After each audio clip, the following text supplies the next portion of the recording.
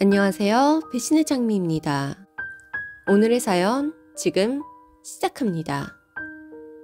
저는 40대입니다. 저희 남편은 사남 2녀 중에 장남입니다. 다른 형제들은 모두 타지에서 살고 바로 밑에 동생은 같은 지역에 거주하고 있어요. 저희는 시부모님을 모시고 맞벌이 중입니다. 솔직히 합가는 하고 싶지 않았어요. 그래서 처음엔 다른 사람들처럼 분가로 신혼을 시작했는데 결혼하고 만 2년이 되던 해 전세가 만기되어 이사를 가야 하던 그 시기에 아버님께서 많이 편찮으셨고 시댁의 경제 수입이 없어지게 되자 자식들이 십실반 모아서 시부모님의 생활비를 지원해 드리기로 했습니다.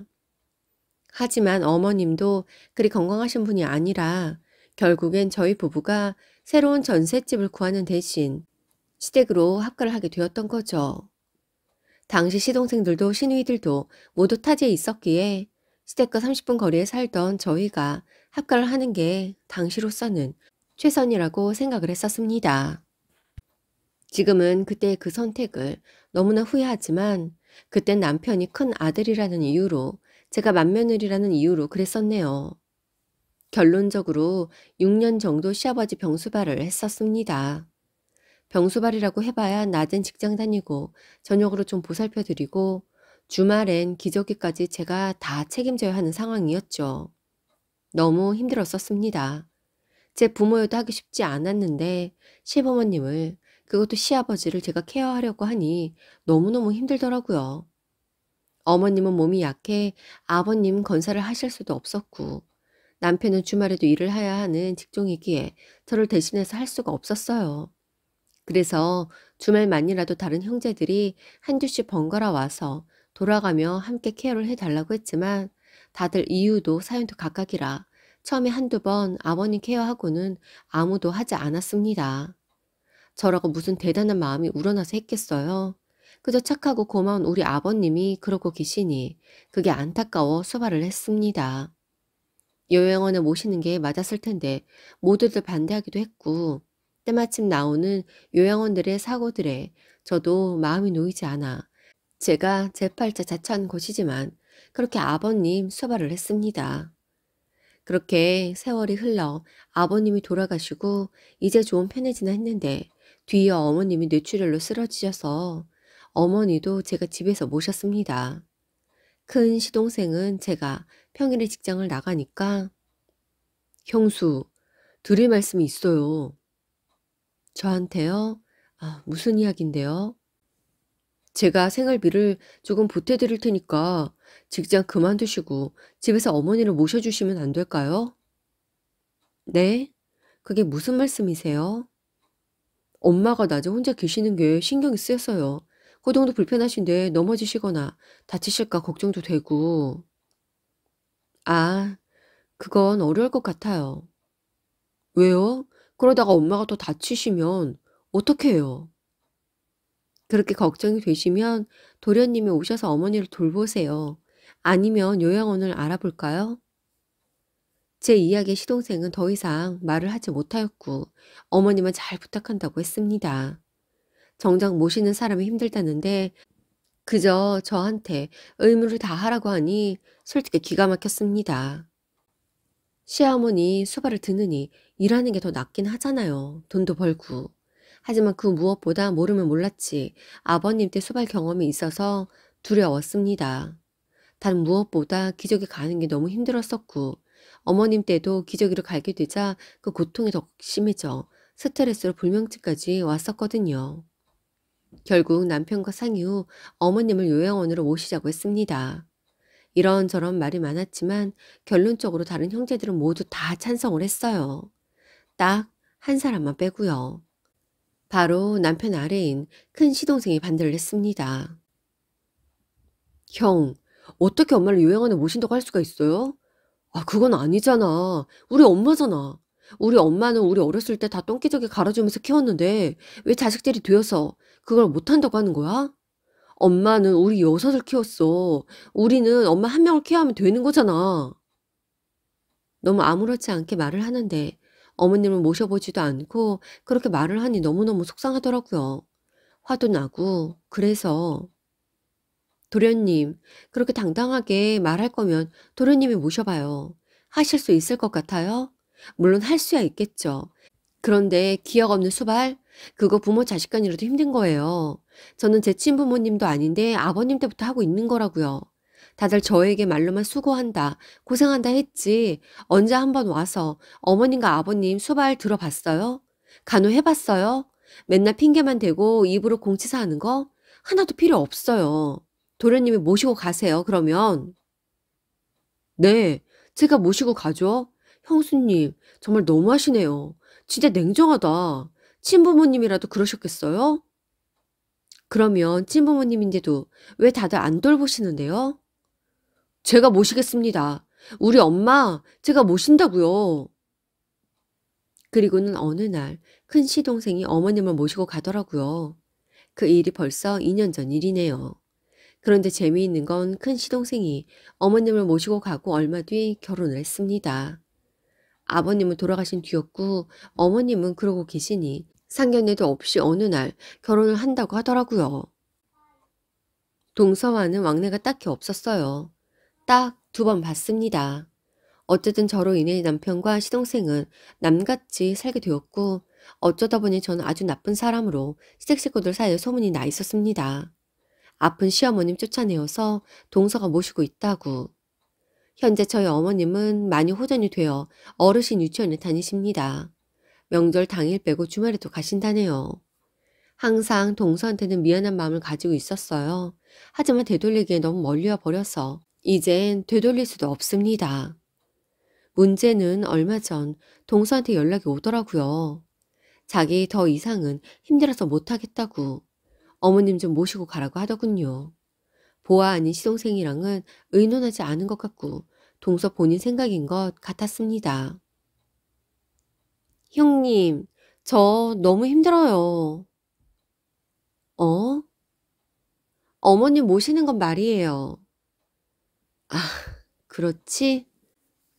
저 더 이상은 못하겠어요. 어머님 모시는 건 너무 힘들어요. 제가 2년 모셨으니까 이제는 형님이 좀 모셔가세요. 내가 모셔갈 순 없을 것 같아. 네? 왜요? 나 일하잖아. 어머님을 오롯이 모실 수 없어. 하지만 동서, 내가 한 달간만은 어머님을 모실게. 네, 그렇게라도 부탁드려요. 솔직히 그 순간 별의 생각이 다 들더군요. 욕은 욕대로 다 얻어먹고 그렇게 죄인을 만들더니 이제 와서 모시고 가라니 내 마음이 흔쾌히 허락하지 않았습니다. 하지만 동서가 같은 여자로서 힘든 것 같으니 한 달 정도 봐드린다고 했습니다. 대신 그 다음은 서방님이랑 의논을 하라고 했죠. 서방님이 또 어떻게 나올지 모르니까요.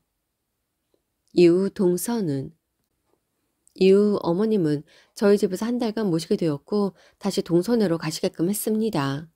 그런데 동서는 계속해서 제가 어머님을 모시길 바랐던 것 같습니다. 형님, 전 2년이나 어머님을 모셨는데 동서, 나는 그 전에 아버님을 6년 모셨어. 그리고 처음에 어머님은 내가 모셨었는데 서방님이 나보고 일까지 그만두고 어머님을 돌보라더라고. 우리 가게 경제도 있는데 내가 그렇게는 할 수가 없어서 일을 그만둘 수는 없다고 했더니 서방님이 어머님을 모시고 간 거야. 난 이미 죄인이 되었으니 이제 와서 어머님을 모실 수는 없을 것 같아. 효자 아들이 계속 모시라고 해. 라고 했습니다. 그랬더니 다른 형제들, 친인척들한테까지 제 욕을 했더라고요. 형제들도 저에게 돌아가며 문자 전화를 해서 어떻게 맏며느리가 되어서 그럴 수가 있느냐고 하는데 그래요. 큰 동서는 제게 그럴 수 있다고 생각해요. 하지만 작은 동서들도 시누이들도 저에게 뭐라고 할 수는 없는 거라고 생각을 합니다. 하지만 이후에도 큰 동서가 어머니 모시는 문제로 몇 번을 더 이야기하기에 동서, 나도 아버님을 모셔봤기 때문에 동서가 얼마나 힘든 줄 알아. 그래서 동서에게 다른 이야기는 하지 않는 거야. 그리고 내가 어머님을 맡긴 것도 아니고 서방님이 동서 남편이 모시고 간 거야. 왜 나한테 이래? 그이가 모시고 왔을지언정 형님네가 큰아들인데 맞이인데 모시고 갈 수 있는 거잖아요. 다른 동생들은 딱히 명분이 없지만 형님네는 맞이라는 명분이 있잖아요. 내가 이 말까진 안 하려고 했는데, 동서, 어머님 집도 지금 동서네가 깔고 앉아서 살고 있잖아. 그거 모르는 거 아니지? 서방님이 어머니 모셔가고 난 이후에 우리 보고 집 구해서 나가라고 했어.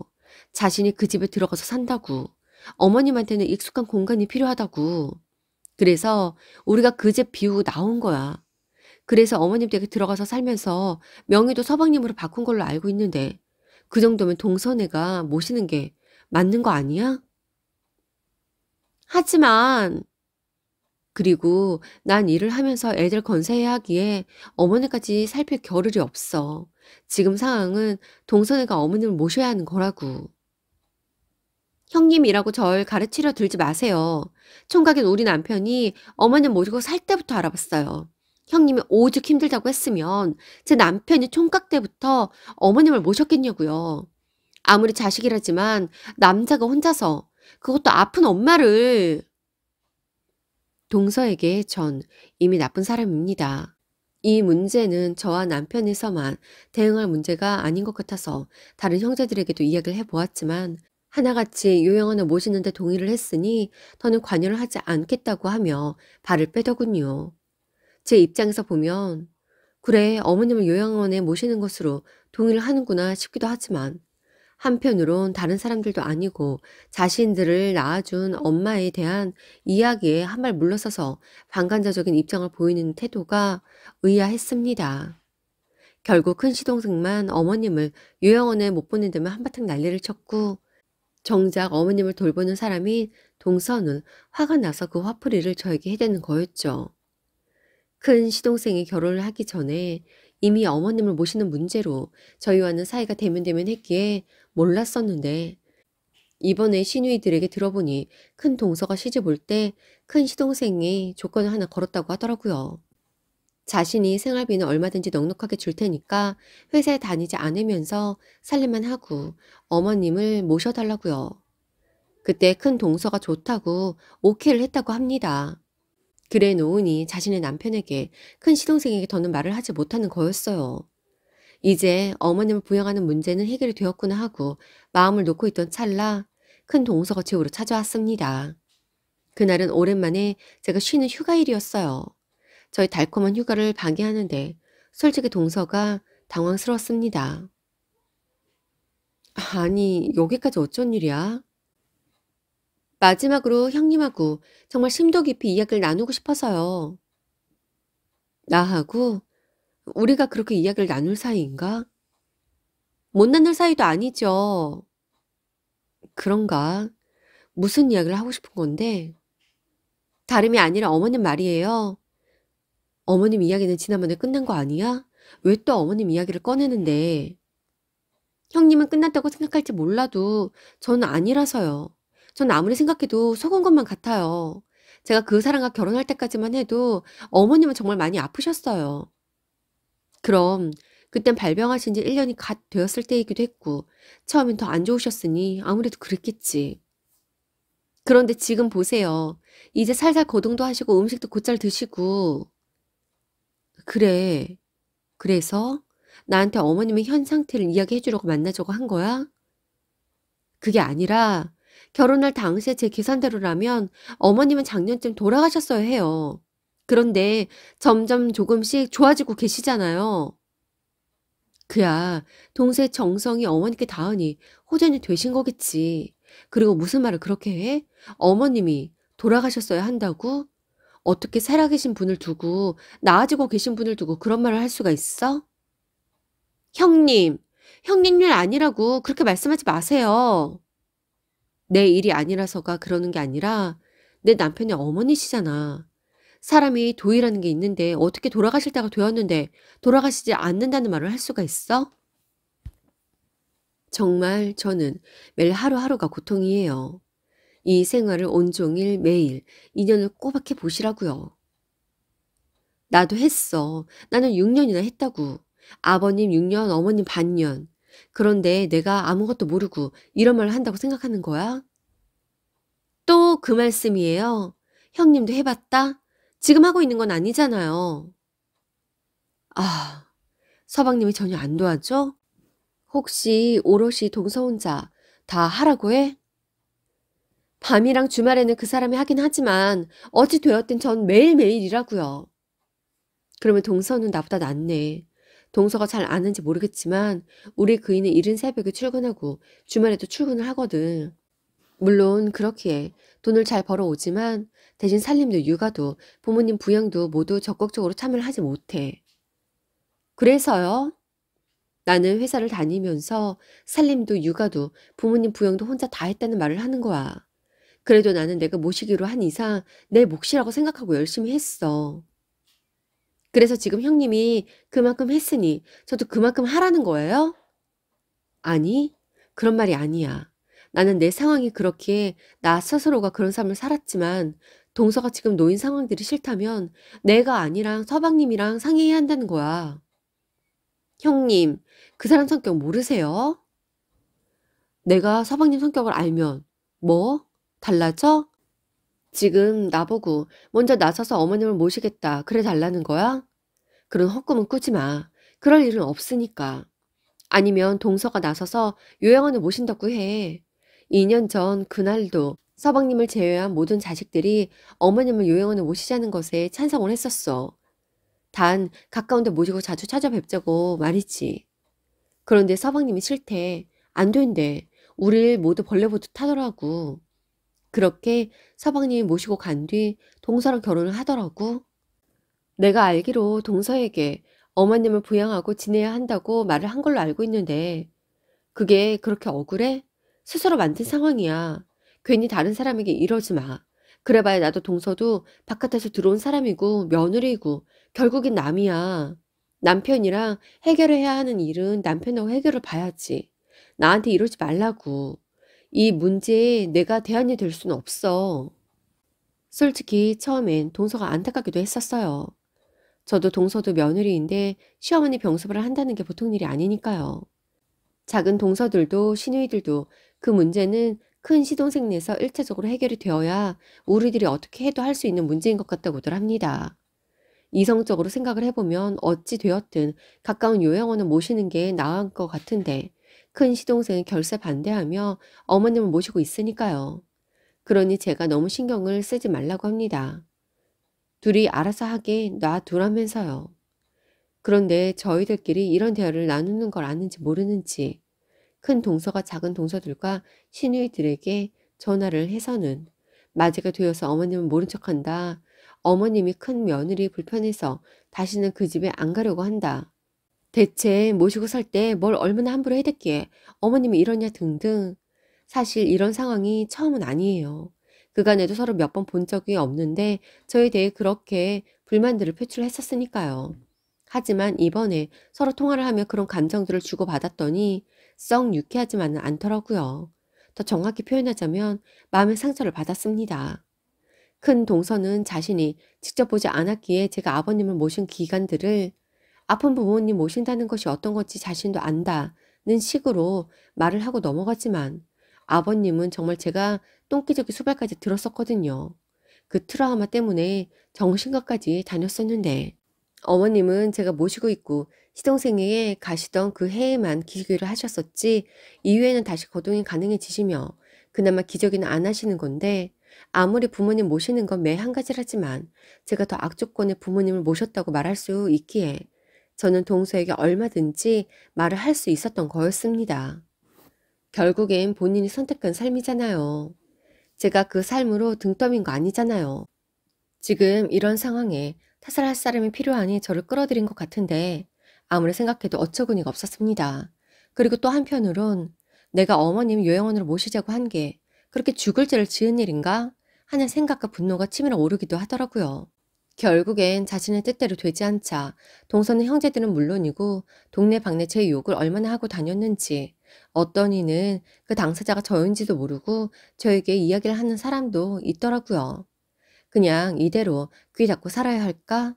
아니면 또 한 번 시끄러워져 지더라도 결판을 내야 할까 싶던 찰나 주말 오전 도수 치료를 받고 집으로 돌아가던 길인데 우연히 길가에서 큰 동서를 만났습니다.